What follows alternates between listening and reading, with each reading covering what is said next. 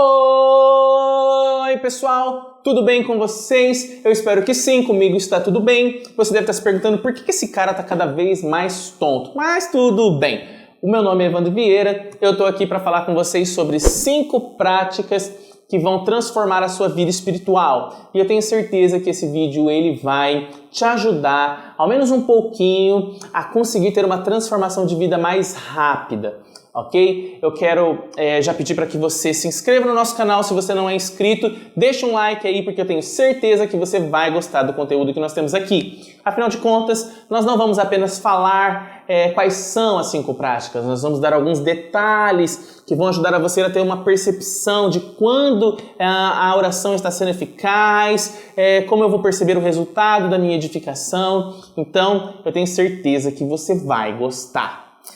Nesse momento eu vou precisar parar de falar como um youtuber e vou precisar começar a falar como uma pessoa normal, porque não dá para ficar falando com muitos gestos toda hora, porque agora eu vou precisar dar detalhes e aí fica um pouco difícil. Então seja um pouco paciente e compreensivo, é normal que o vídeo agora não fique com aquele estilo tão agitado, ok? Bom, pessoal, então quais são as 5 práticas que vão transformar a minha vida espiritual? A primeira delas é a oração no entendimento para a edificação, a segunda é a oração em línguas, a terceira é o jejum, a quarta é o alimento da mente de Cristo e a quinta é a confissão da palavra. Essas 5 práticas têm poderes peculiares, cada uma delas tem um poder específico para alguma coisa e nós vamos entrar em detalhes aqui com vocês então. Ok? Então vamos lá, vamos falar então sobre a primeira prática espiritual, que é a oração no entendimento. Nessa eu preciso ter um pouco mais de calma com você para explicar algumas coisas. Veja, pessoal, a Bíblia, ela o tempo todo, no Novo Testamento principalmente, ela está falando de transformação de vida. E quando está falando de transformação de vida, ela não fica usando a palavra oração o tempo todo, porque na verdade já fica subentendido que quando está falando de transformação de vida, já está se falando de oração. Por exemplo, quando a Bíblia fala transformai-vos pela renovação da vossa mente, somente a oração pode transformar a nossa mente. Quando a Bíblia fala assim, todos nós que temos essa esperança, purifiquemos a nós mesmos, ela está falando de uma purificação que é obtida como? Através da oração. Certo? Então, você vai ver que a Bíblia está falando o tempo todo, olha, guarda o teu coração. Como que eu guardo o meu coração? Orando, ok? Então, a Bíblia ela não usa o termo oração de edificação, mas ela usa muito o termo assim, olha, transformai-vos, edificai-vos, purificai-vos. E esses termos, ele está querendo falar sobre a oração própria para isso.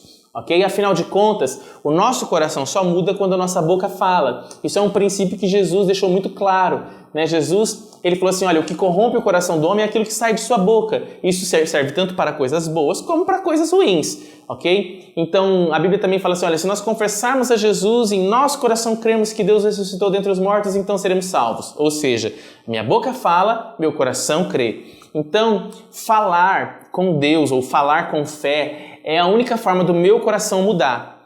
Então entenda uma coisa, meu espírito ele está pronto, ele já conhece como deveria ser o pensamento de fé, ou já conhece pelo menos em parte como ele deveria pensar, como ele deveria ser, como ele deveria agir. Dentro de mim eu já sei, só que a minha alma ainda não foi transformada, certo?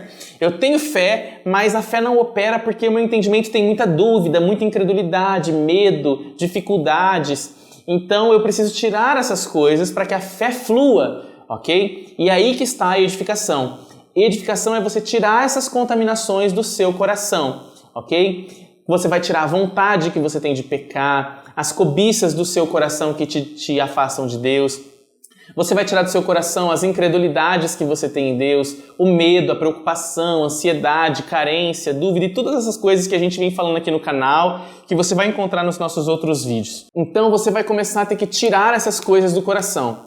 E como que você vai fazer isso no dia a dia? Veja, pessoal, dia após dia, Deus vai permitir circunstâncias acontecerem com você, como permite que aconteçam na vida de todo mundo, ok? Circunstâncias boas e ruins. E nas circunstâncias ruins, você vai ter que perceber qual é a impressão que a sua alma, que o seu coração está tendo daquela situação, ok?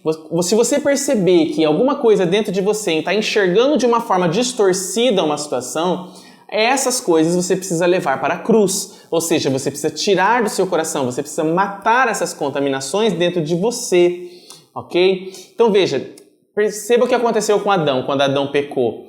Olha, Adão, ele via que ele estava nu e não sentia nada, não tinha nenhum problema.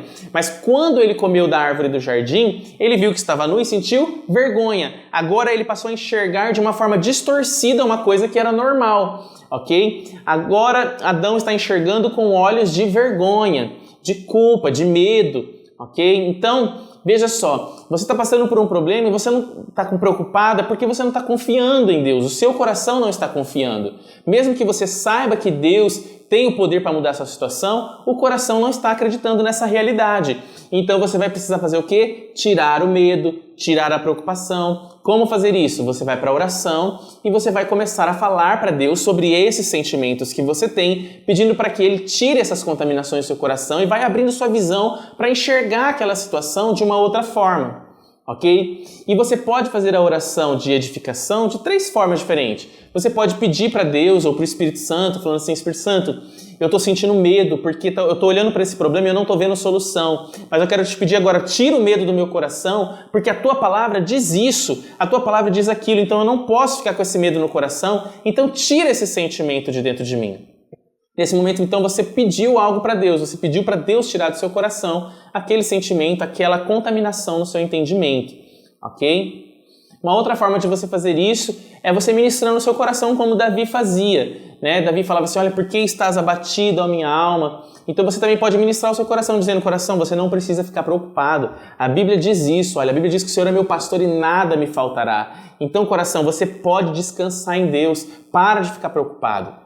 Ou você pode simplesmente, se você se sentir à vontade, se você já estiver mais forte com a sua fé, você pode mandar esse sentimento embora. Você pode dizer: medo, saia do meu coração. Você não tem direito de ficar dentro de mim. Eu não acredito em você. Saia de dentro de mim. Enfim, você pode fazer das 3 formas ou você pode fazer de uma outra forma que você também achar aí.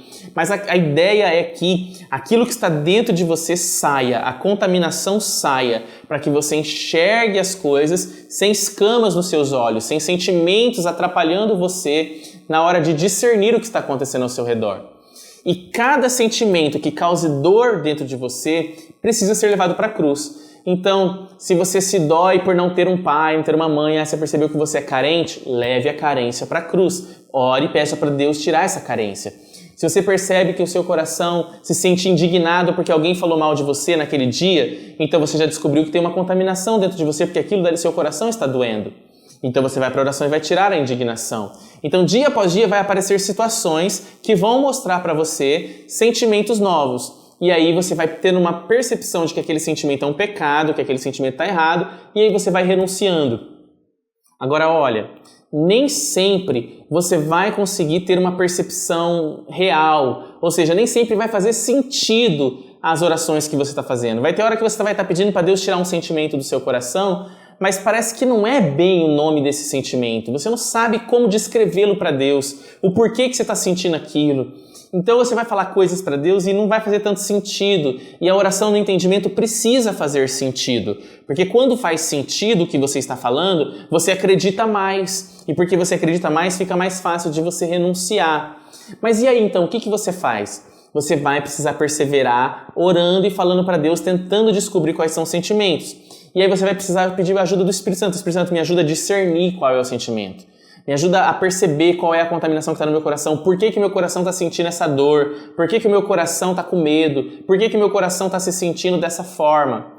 E conforme você vai pedindo a ajuda do Espírito Santo, o Espírito Santo que nos convence do pecado, ele vai fazer você conseguir ter percepção de qual é o sentimento que precisa sair de dentro de você, qual é o nome desse sentimento, ou ele vai te ajudar a descrevê-lo melhor para Deus. E aí, o Espírito Santo vai ter te convencido, na hora que você for orar, a oração vai fazer sentido. Se não estava fazendo sentido antes, é porque o Espírito Santo ainda não tinha conseguido te convencer de qual era o sentimento e do que você tinha que deixar, do que você realmente precisava abrir mão.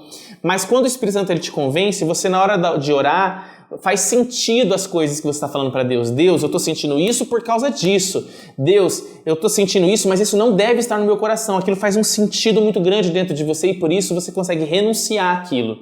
ok? Então é assim que a oração no entendimento funciona, é tirando as contaminações que você percebe que você consegue descrever para Deus no seu idioma, em português, que é a oração no entendimento, tá bom? Bom, e a segunda prática que você vai precisar fazer para a sua transformação de vida é a oração em línguas.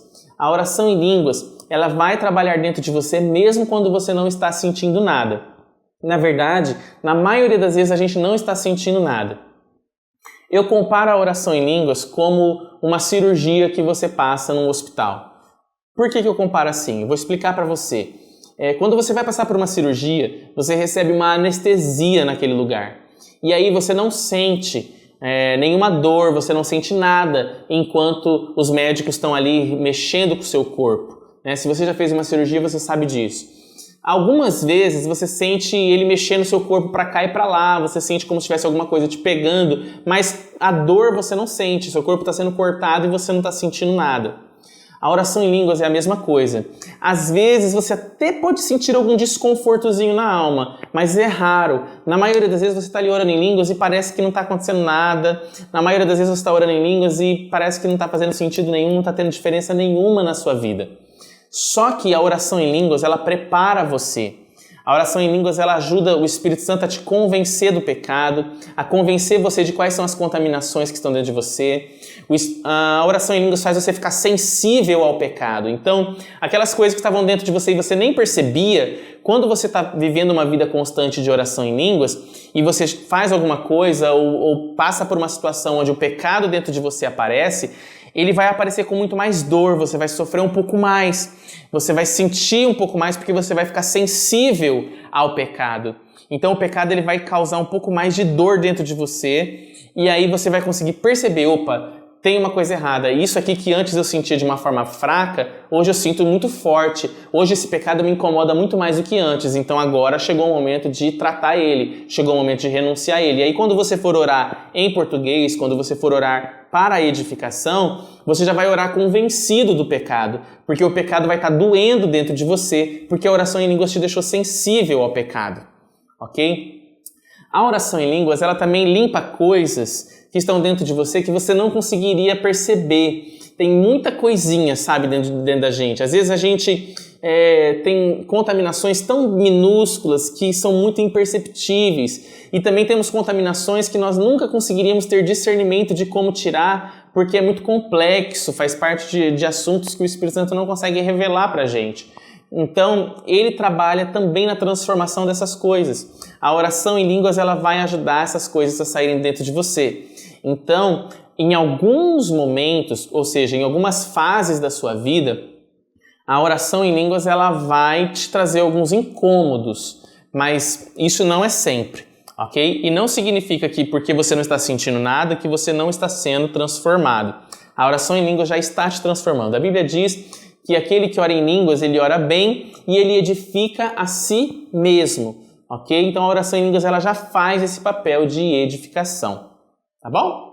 Bom pessoal, talvez vocês estejam percebendo que eu estou falando um pouco rápido, mas é porque eu preciso acelerar, senão o vídeo fica muito extenso. Qualquer coisa, depois eu volto num outro vídeo e gravo mais detalhes ainda para vocês, tá bom? Nós vamos falar agora então da terceira prática que vai ajudar você a ser transformado, que é o jejum. Gente, o jejum e a oração em línguas, eles têm praticamente o mesmo poder, ok? O jejum, ele vai mostrar para você as contaminações que estão dentro do seu coração. Então, quando você jejua, é normal que você fique pior do que você estava antes. Aliás, não só quando você jejua, quando você ora no entendimento, quando você ora em línguas e quando você jejua, quando você começa a fazer práticas espirituais, é natural que você fique pior do que você estava antes. Por quê? Porque o pecado começa a ser colocado para fora. Tá bom? Então assim, eu começo a orar pela carência, aí que eu vou sentir carência mesmo. Eu começo a orar pelo medo, aí que eu vou sentir medo mesmo. Eu começo a jejuar pelo medo, aí que eu vou sentir medo mesmo. Ou às vezes eu estou jejuando para Deus porque eu quero ter fé para comprar um carro. Então eu vou começar a sentir incredulidade, certo? Eu vou começar a perceber que eu não acredito que eu consigo comprar um carro. Eu vou ficar mais incrédulo do que eu estava antes de começar o jejum. Por quê? Porque o jejum vai pôr para fora as coisas que já estavam dentro de mim, ok? Então, se você começar a jejuar e você começar a sentir coisas ruins no coração, você ficar pior do que você estava, isso faz parte do processo. Você está ficando pior do que você estava porque você está sendo convencido das coisas que você precisa tirar do seu coração. Você está ficando sensível ao pecado, ok? Então, o jejum, ele também ajuda você no seu processo de edificação. Agora, como que você vai fazer o jejum? Tem uma forma certa? Não tem exatamente uma forma certa. Apesar do jejum estar muito ligado à refeição, né? Então a gente falaria do jejum aqui quando a gente para de comer, até mesmo quando você faz aqueles propósitos de parar de assistir televisão por um tempo, parar de usar a internet por um tempo, quando vocês fazem esse tipo de propósito, como também você está tomando as rédeas da situação, você está tomando uma posição de fé, isso já faz com que a sua alma perceba qual é o lugar dela e que ela tem que se submeter. Então faz com que o seu espírito fique mais forte, que você tenha uma percepção espiritual melhor, ok? Então não importa se o jejum é de refeição ou se o jejum é de alguma coisa que você fazia e vai deixar de fazer. A questão é que a sua carne, ela tem que perceber quem está no comando.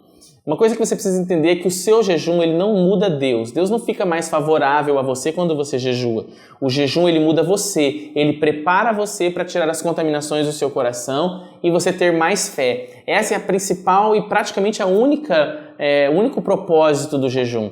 É preparar você a tirar as coisas do seu coração que te deixam incrédulo. Porque hoje você não tem mais a necessidade de fazer troca com Deus, porque nós não estamos mais no período da lei, né? Eu não preciso dar um jejum para Deus poder me abençoar. Eu agora só jejuo para que o meu coração seja transformado, para que eu tenha fé, e a fé já me dá aquilo que eu preciso, ok? Então, você não precisa ficar fazendo aquela oraçãozinha de Deus, agora eu estou entrando em jejum.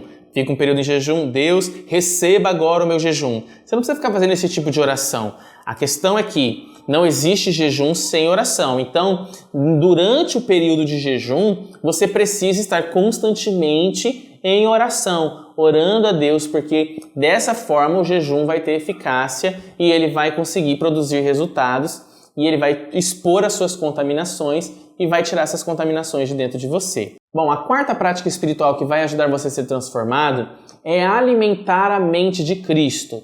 Bom, o que é mente de Cristo? Mente de Cristo é todo o conhecimento absorvido no meu espírito da palavra de Deus, da revelação de quem é Cristo dentro de mim. Ok? Então, todo o conhecimento que eu tenho sobre Deus e que gera vida no meu espírito, ele gera dentro de mim uma mente de Cristo, ele gera dentro de mim o conhecimento da palavra, ok?